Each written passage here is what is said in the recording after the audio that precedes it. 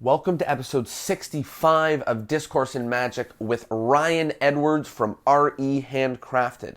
Now, RE Handcrafted is a company run by Ryan Edwards where he handcrafts materials for magicians. Things like card clips, things like close-up pads, things like wallets. Really, he'll make anything, and he's made things for the best. We found in the episode, he's made materials for Teller. He's made close-up pads for David Copperfield. And in addition, he is a wildly talented magician. He's put on multiple shows, which he's written and created entirely by himself. And we chat about this in the episode. I think you guys are going to really love it. This is an episode all about how to be meticulous in your craft, and I think you're going to learn a ton. I know I loved it. Here it is, episode 65 with Ryan Edwards.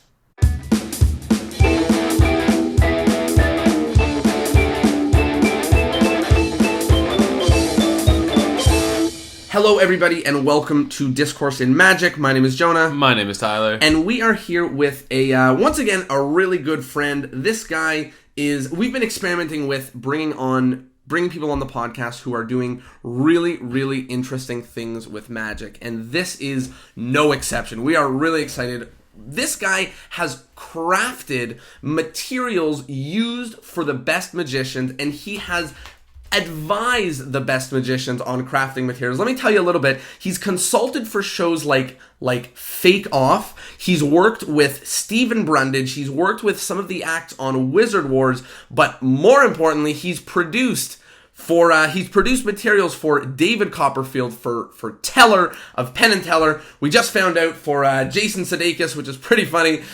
Here he is, without further ado, Ryan Edwards from Ryan Edwards Handcrafted. How you doing? Hey, not too bad. How about you guys?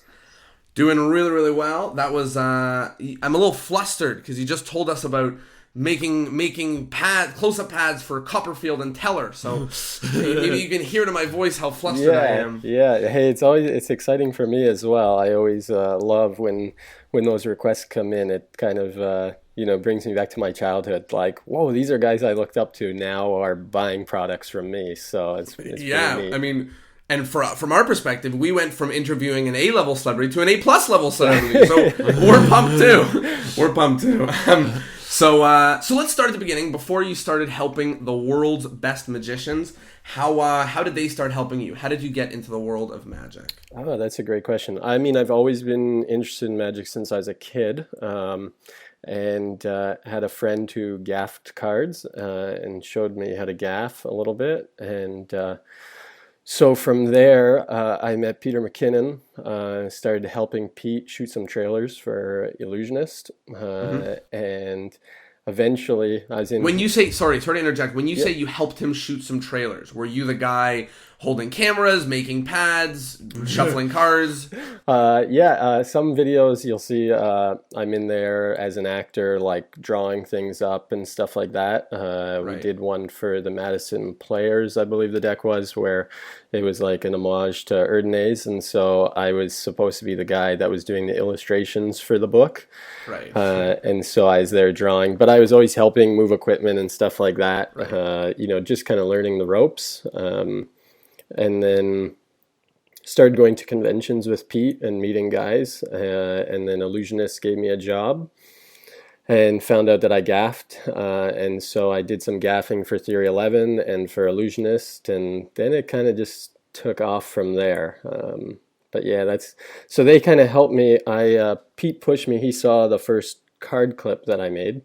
Which was, I'm assuming, for yourself, right? Yeah, I just made it for myself, cool. And I carried it for a while, and I brought it to Magic Live, I believe, and people went crazy because it was like the first alligator skin card clip that people had seen, and started asking me where they could get them, and I said they're not available or just for friends kind of thing. And I had so many requests by the end of the weekend. When I got home, I was getting all these emails from magicians about it. And so I decided I should probably start a business. So Pete pushed me. He said, yeah, you should and stuff. And so yeah, but I think it was all the requests from different people, and people like Justin Flom had asked me about them and stuff. And back then I was like, oh, this is pretty cool. So Wow. yeah.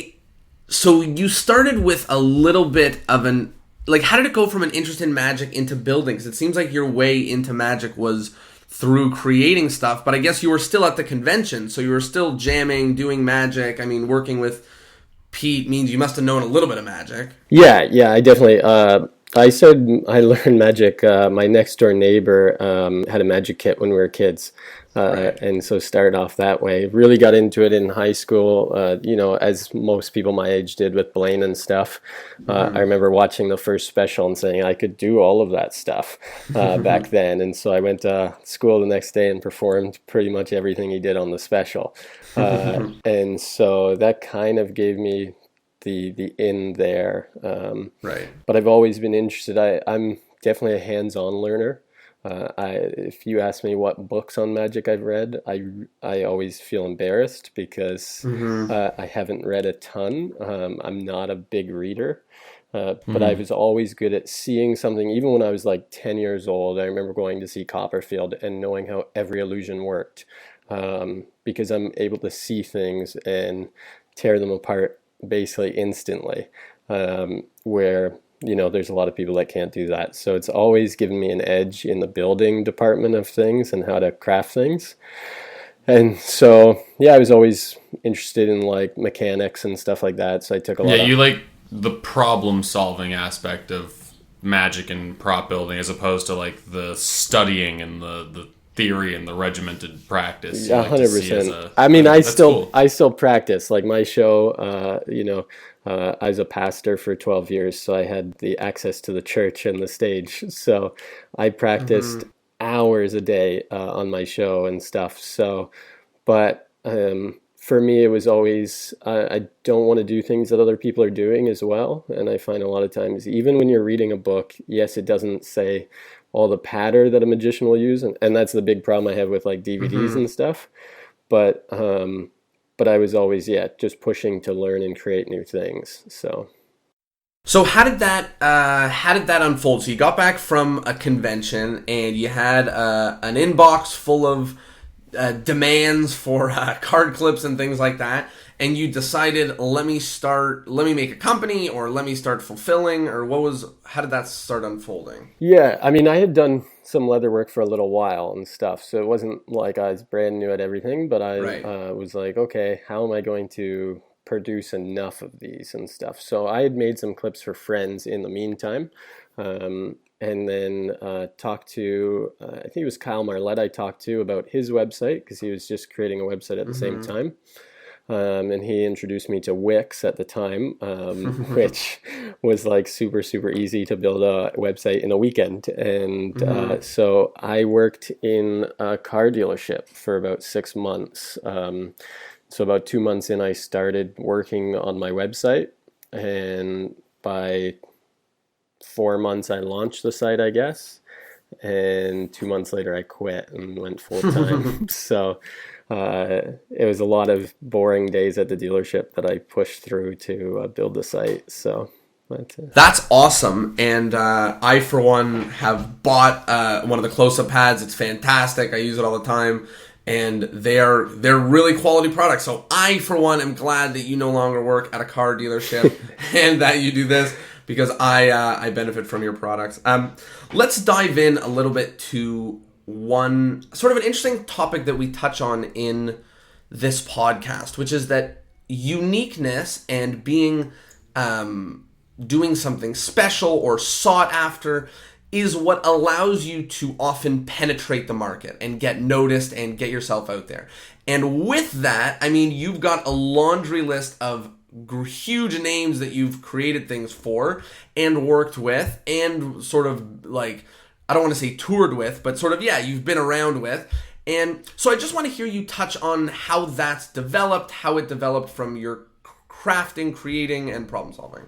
yeah, definitely. I'll say this, I think ethics is like one of the most important things in magic.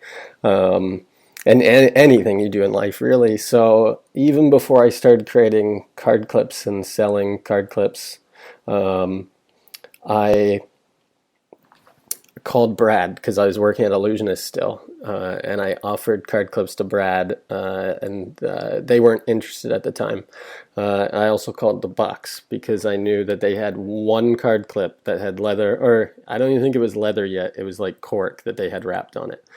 So I called them, and then I said, I think I can take a regular card clip to a whole nother level by being able to do all the customization and stuff. And so I always think being unique is important. If I just brought out the same leather clip that the Bucks had or that someone else had, no one would have bought anything. And so I said, how can I take something that's at what I thought was at like a base level essentially and raise it to a bar that had never been done. And I think with creating magic, it's the same. It's unfortunate a lot of times we watch specials and stuff and we see the same magician or different magicians doing the same tricks that the other one did. And I always feel like a little let down sometimes because sometimes I know people that are working on the shows and I'm friends with them and I'm like, why didn't you push for something like crazier, in this world that is so big, so many different things can be done. But I think a lot of times it's time restraints and stuff for things like that. So whenever I work on something, either with my shows or with other people or with creating products, I'm like, how do I bring it to another level that other people haven't done it before? So, even with like I said, with the close-up pads as well, it was like I'm the only person I know on earth that can like ghost engrave things into velvet. No one else I know can do it. I know other people have tried after I did it and they burn right through the velvet and stuff, and end up burning the close-up pad or setting it on fire. So, it was just always things like that. Like, how can I push something or how can I make something a little bit better? And I'm so interested in writing and stuff with shows and scripting. It's always like, how can I make this script a little bit better than it was before? So how did this RE Handcrafted unfold? So it went from card clips to now, I follow you on Facebook, so every now and then you're like, here's a table for a client, and I'm like, whoa! So how did that sort of evolve? I always like to say that I can make anything, that, the sky's the limit. So sometimes I'll put stuff that's not magic up there. So like the tables and stuff, but just to show magicians that, if you have an idea or a dream of something, I can make it, because I've got the resources for, welding things or building wood stuff and, from the smallest thing to the biggest thing. So that's always what's pushed me that direction is like, what's next kind of thing. What can we come up with? That's so cool. Was it the same sort of with like, did you start doing close-up pads because people were asking for it and wallets because people were asking? Or were you just like, hey, what do I do with all of this ability and supplies? Yeah, definitely. No, I know some people have asked me for stuff, for certain things. I've made some magic wallets that are not out on the market yet, but maybe will be in the future. But it's always been, how can I push myself in different directions and come up with new things? So I always like to test my abilities, and I just like to make things look beautiful in the end. So it's always been that way, I think. So you've always sort of been pushing.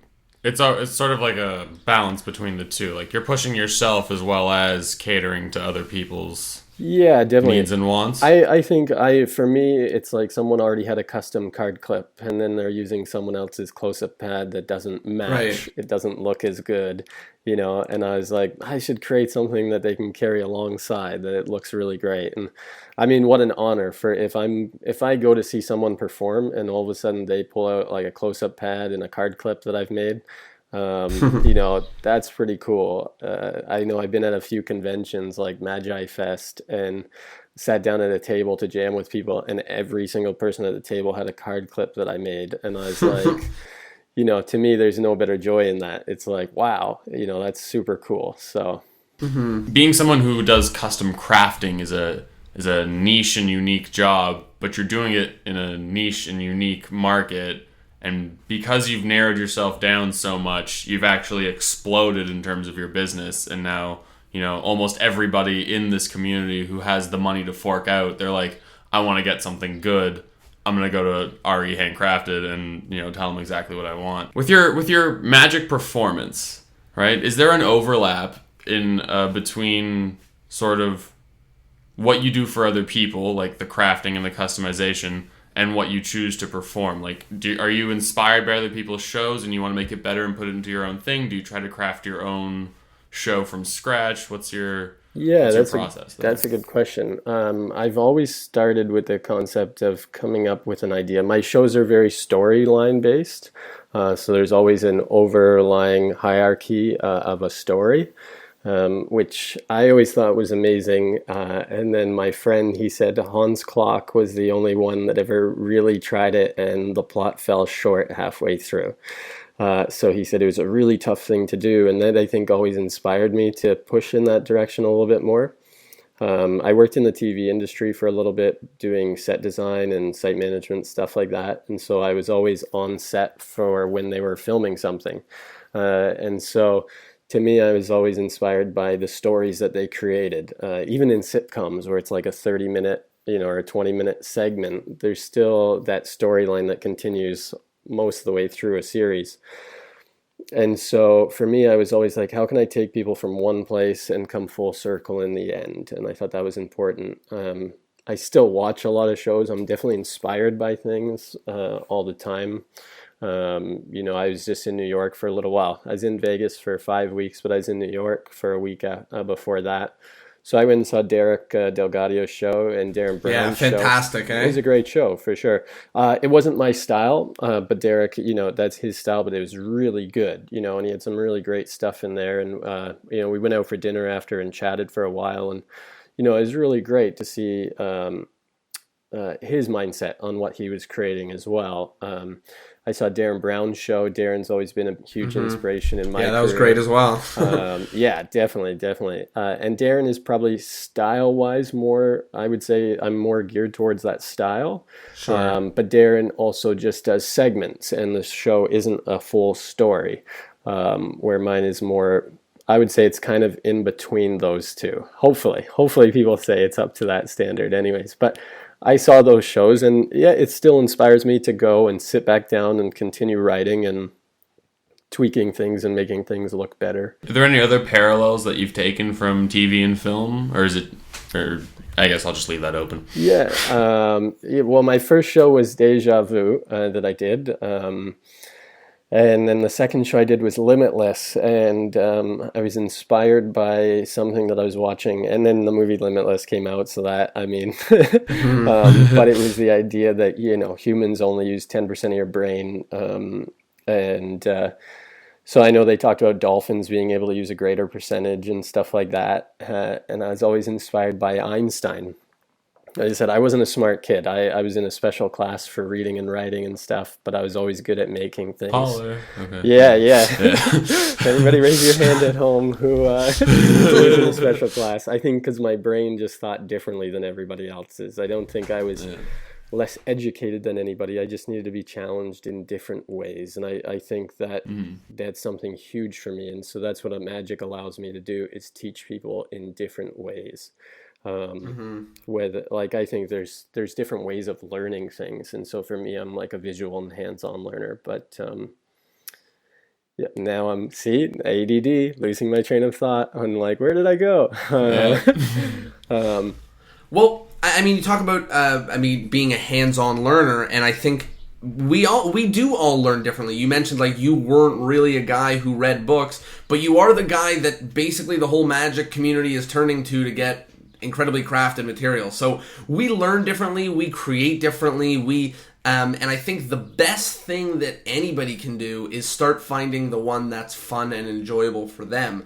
And one of the things that we're always preaching on this podcast is that, there's so many areas to magic. If you want to be the performer but you're not good at creating, fine. If you want to be the creator but you're not good at performing, that's fine too. If you want to be the script writer, that's fine as well. If you want to be the guy who crafts the card clip holders and the pads that these magicians are using, that's fine too. You can mix and match moose and squirrel, right? Like you can mix these stuff. So I'm really excited that you're talking about, the parts which you excelled at, as well as the parts which you struggled with, because I think people at home, I know when I was younger, I would compare myself to magicians, and I'd be like, well, I could never be like that because I'm not that enthusiastic, or I'm not that good looking, or whatever, right? And whether it's you can do it, get a good haircut and be good looking, or it's to say there's so many different areas of magic that you can be a part of, I think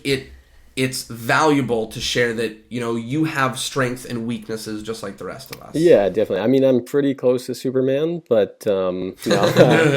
And Joan, I think you're a good-looking guy. Don't put yourself down. Thank you. No, going back to Einstein, he always said to become smarter, you need to practice thinking. But I think that goes for all things. So if you're good at something, you still need to practice, and the saying, practice makes perfect. I don't think I'm perfect at any craft yet. I'm still learning things every day with new materials and stuff like that. And so it's always about pushing yourself. I think anybody can do anything they really put their mind to and push for. But I think you're right. We are all definitely gifted in certain ways. And if you tap into that gift, I think you can excel beyond what anybody ever imagined. For sure. Yeah.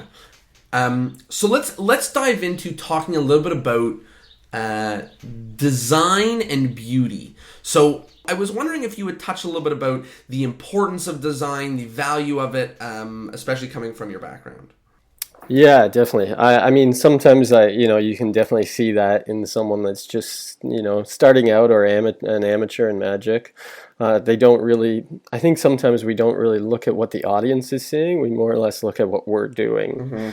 And so for me, it's about creating that like I said, the overarching picture of the whole thing, like what the audience is experiencing, more than just what I'm doing on stage and stuff. And I find that a lot. Like I'll have people send me a design for a card clip or a close-up pad, and I always say I won't send out anything that I wouldn't use myself, right? Because I don't want to create something that looks ugly, and then someone sees it and finds out that I made it, and then it makes me look bad as well, right?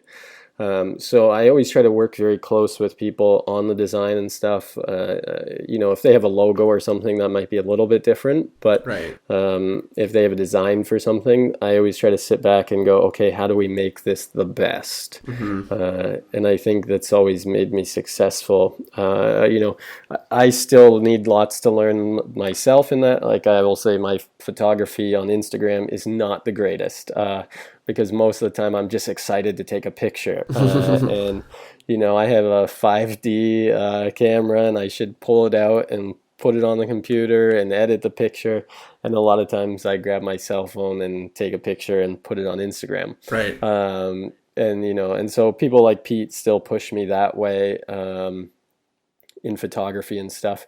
So I think we can always learn design-wise, but I think sometimes it's just taking a step back from your magic and looking at it in the aspect of what the audience member is seeing. What are they doing? And then how are they feeling about it? Because I think beauty doesn't just come with what your eyes see, but what you feel inside as well.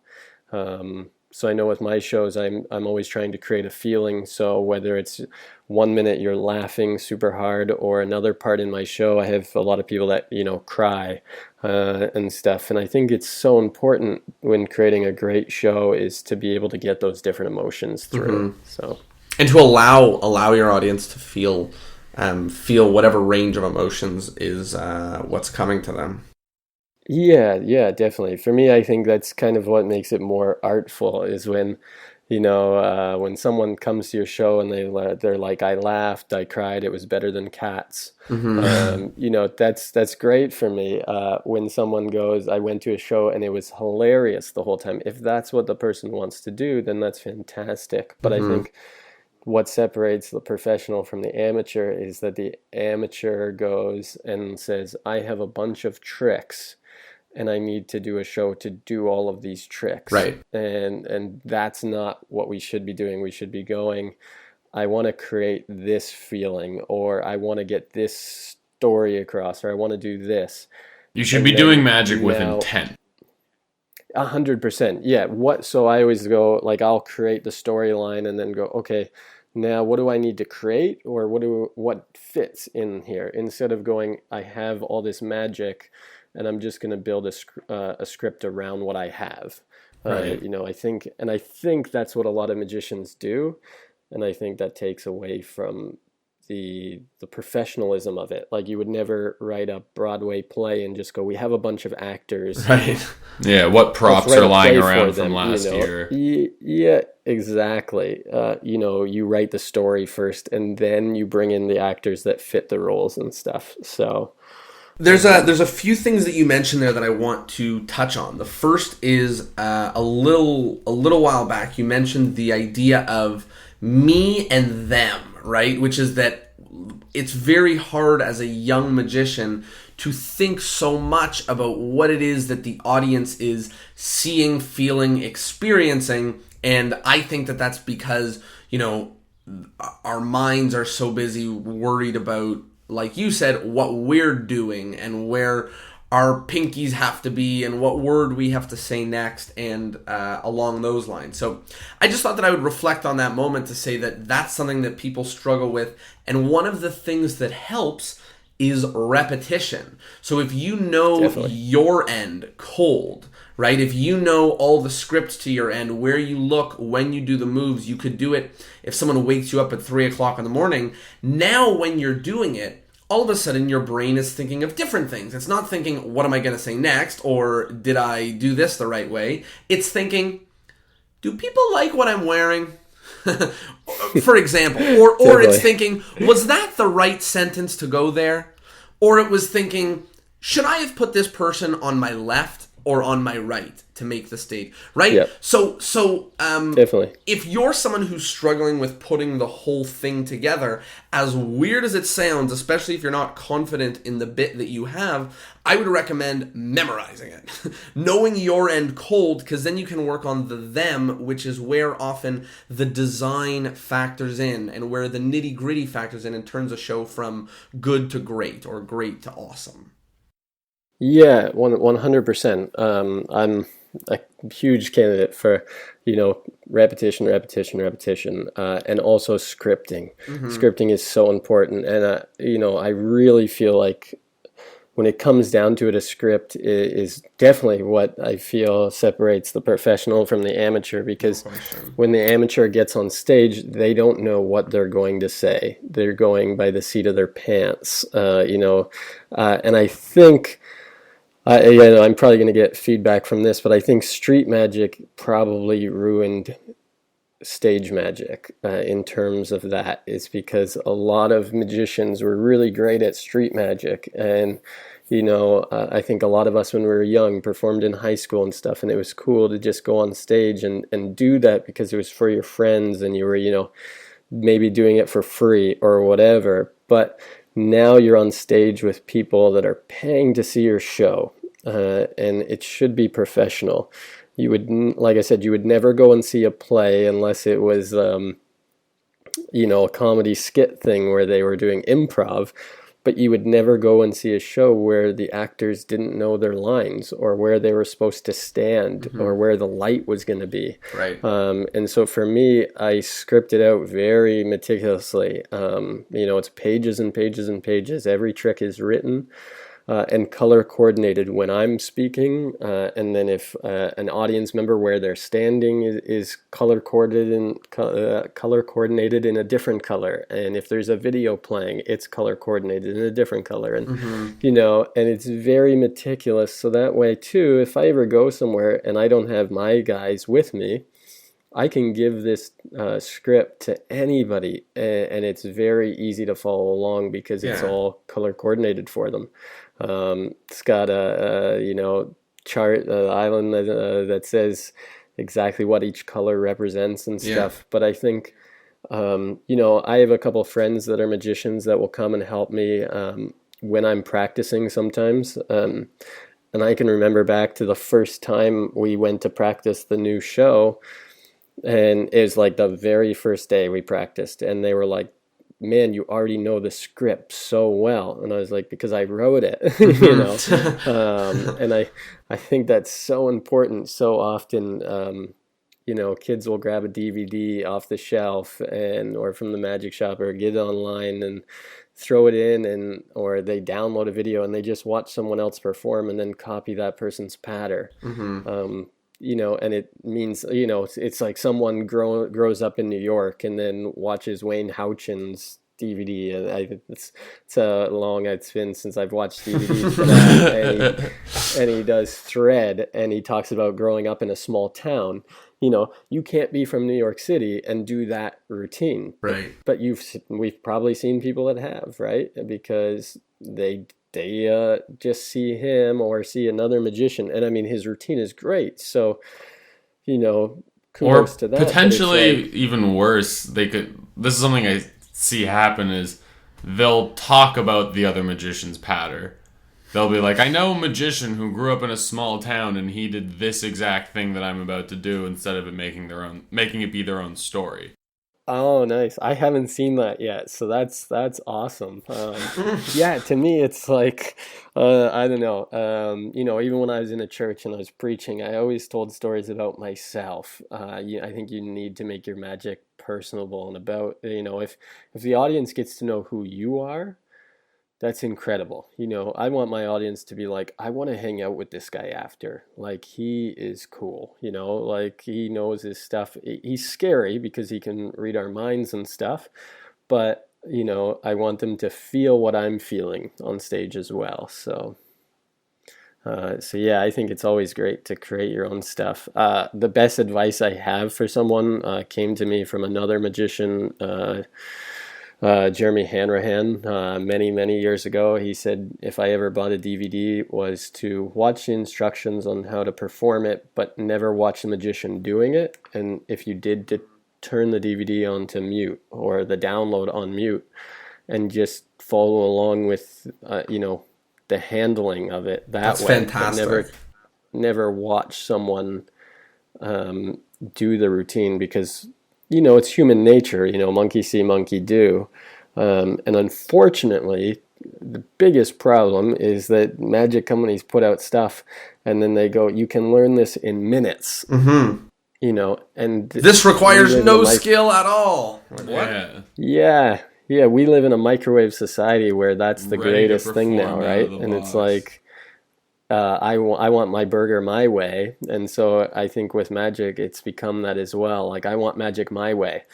I want to be able to go out and show my friends this tonight, and I just got it in the mail today. And it's like, whoa, hang on. What happened to, like, going back and creating your own routine for that trick? Because, you know, yes, it's great that magician has sold a piece of magic, but that routine is still theirs. Even though they've sold the rights to perform it, it's like, yeah, but now make it your own, you know, make it, because it'll make it that much better, you know. That's why I really started resonating with you talking about watching a video with the audio cut, which is that you get to see those moves and maybe get your eyes to go, oh, did that really just happen? And use that as a tool. You know, we should be like a craftsman. You know, we should be filling our tool belts with things. Instead of copying someone verbatim, we should be filling our tool belts. And while you're probably not the first person to put leather on the back of something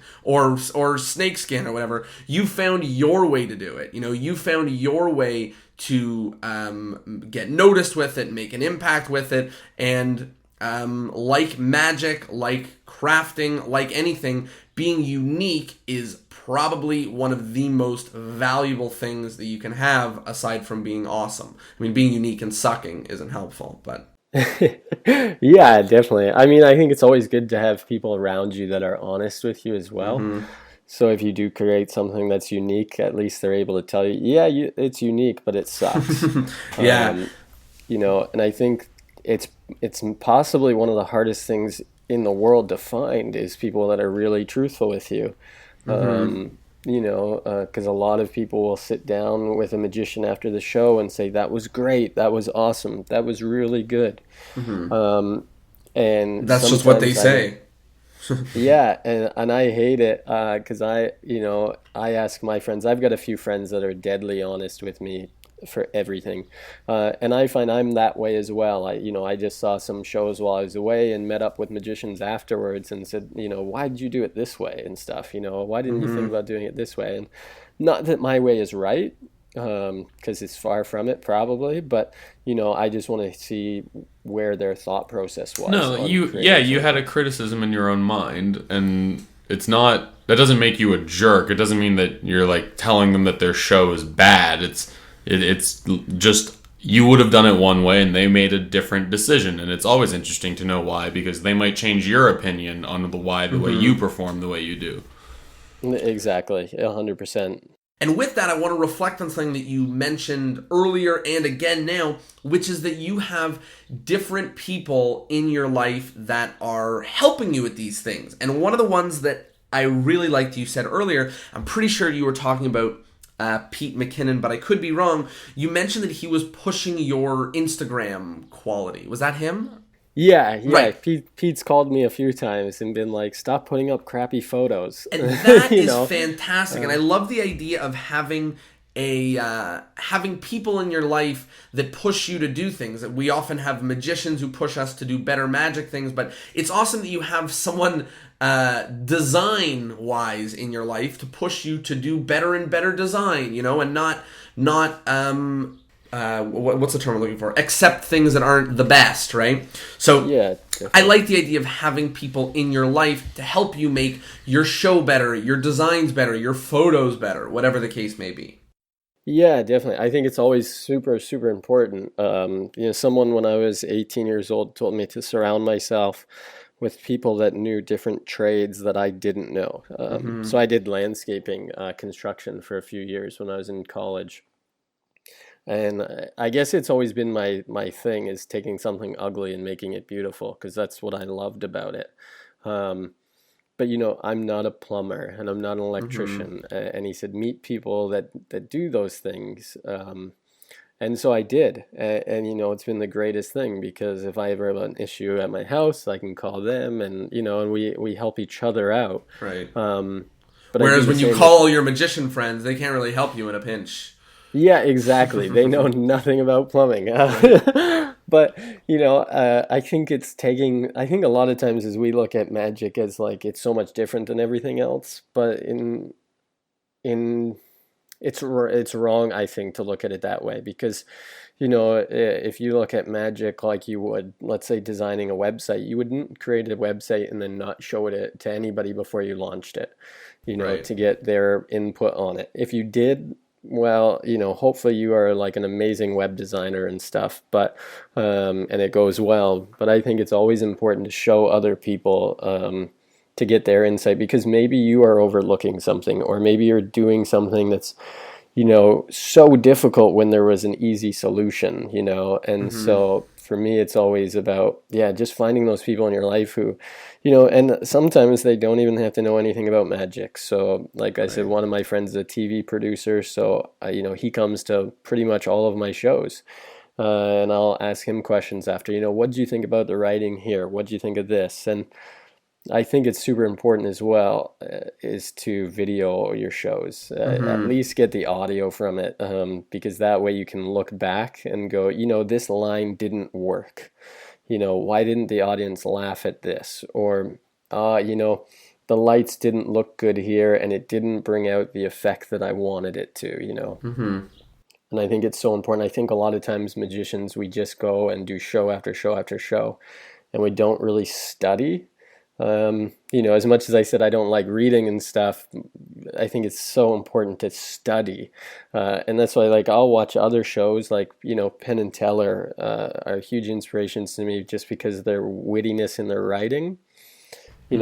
Even though I don't do stage illusions, some of the writing that they have is brilliant. Or with Teller, with not speaking and being able to convey a feeling through magic, to me is amazing. And unfortunately, with mentalism, it's a little harder because most of the time you're dealing with an audience member. But it's still getting that feeling across. And so I think the more input, the more you can watch magic, the more you can watch good magic, and then have people that are skilled in different areas than you come and watch things and critique things. It's only going to make you better.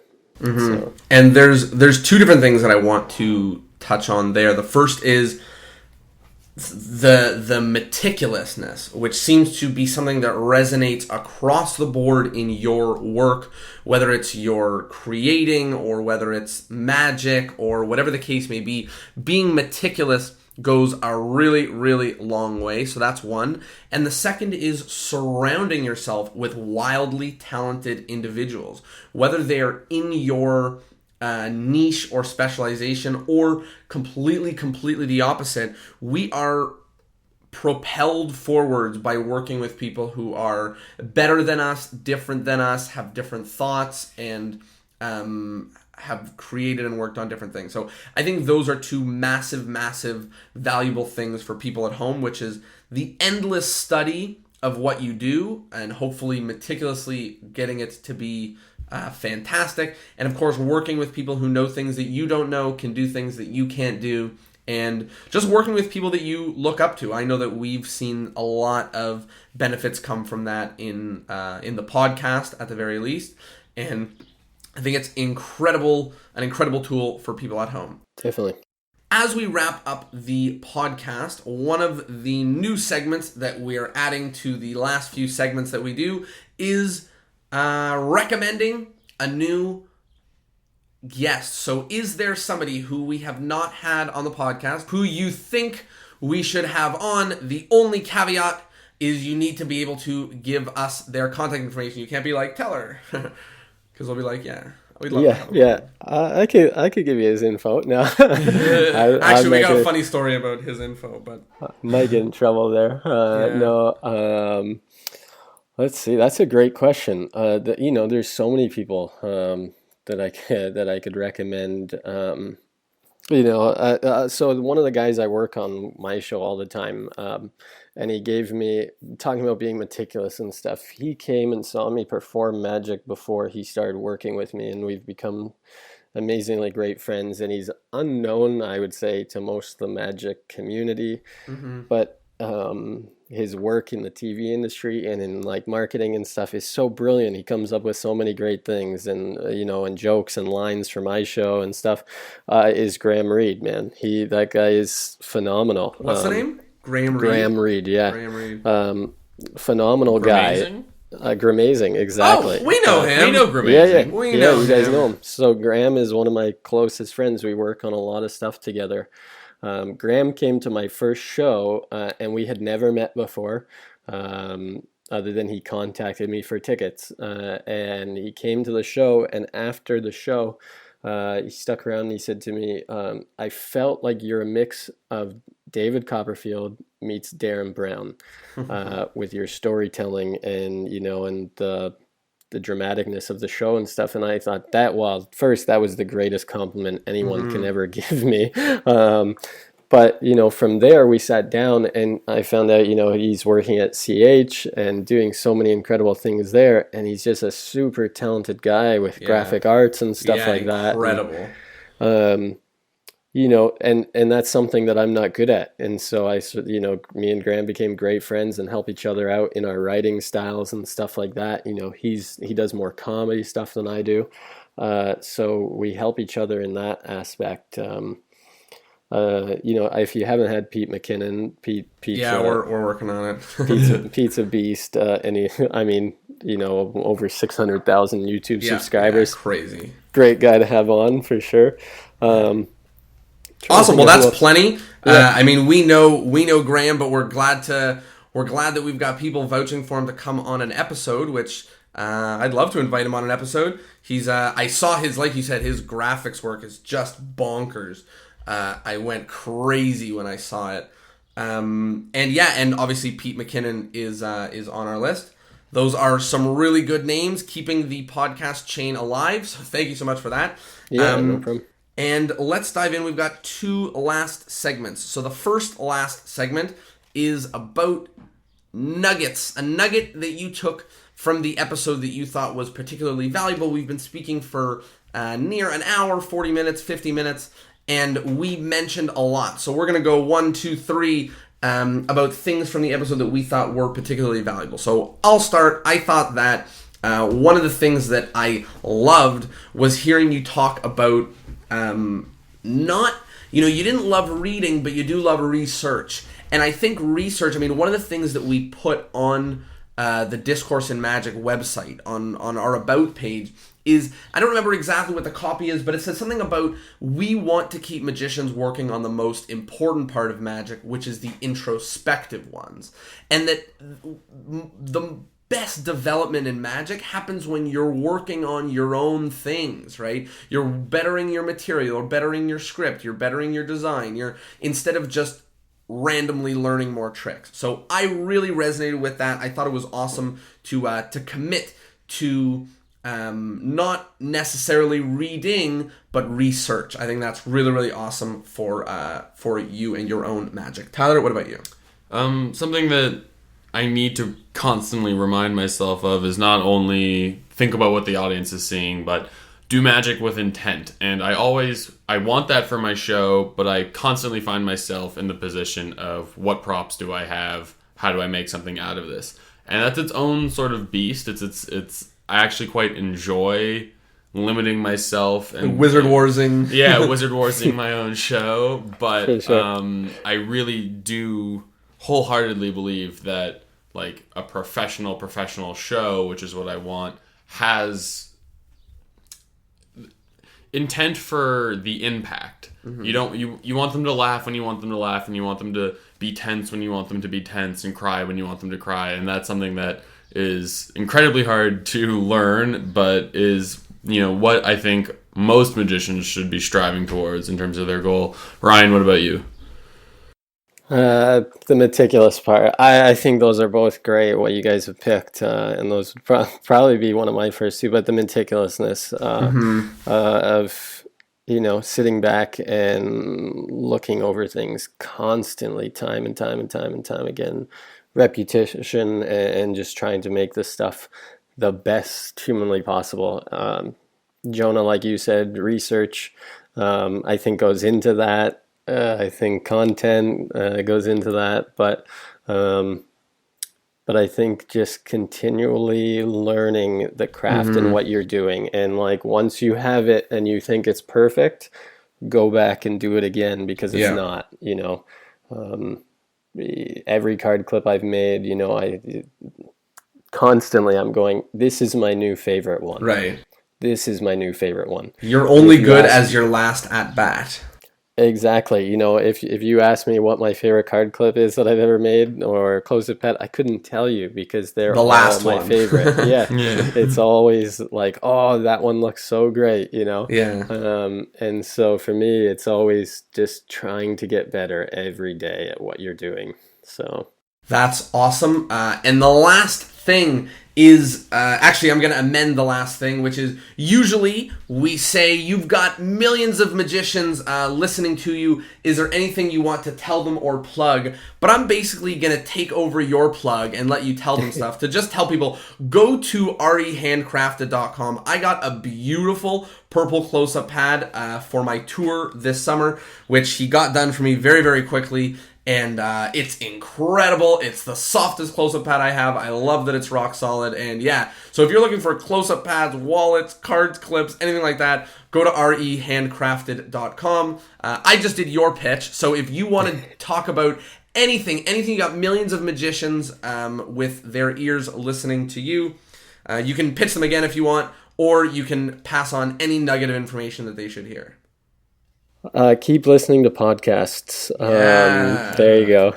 It's always great to learn from people that come from different avenues. We all have different backgrounds. We all grew up differently, and you can learn something from everybody. I work with some of the greatest magicians, or so-called greatest magicians on earth, and they're still learning from a guy who couldn't read, and so I think it's important to always listen to people. It's so important to listen because you'll learn more. And that's why I love podcasts. I'm not just talking about my own. I don't listen to my own. I edit it. But yeah, like when I'm cooking and stuff like that, I love listening to people that are, like we mentioned, you know, work with and listen to people who are places that you aren't and have done things that you haven't yet and have other abilities than you have and things like that. So that's why I love listening to podcasts. Thank you for that shout out, plug, podcast, whatever you want to call it. And of course, thank you for joining us on the episode. Yeah, no problem. Thank you for having me, guys. It was a lot of fun. It was fantastic. And of course, for all of you at home, once again, you could do it. You could spend an hour listening to magic without learning method. So congratulations to you at home. And once again, thank you so much, Ryan. We will see you all next Thursday. Take care.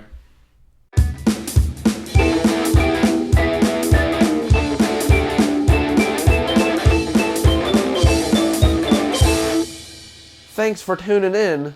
Thanks for tuning up. Thanks for tuning. There you go, Ryan Edwards. I hope you liked it. And as always, give it a share. Tell a friend. Tell your family. Tell everybody. It means the world. Later.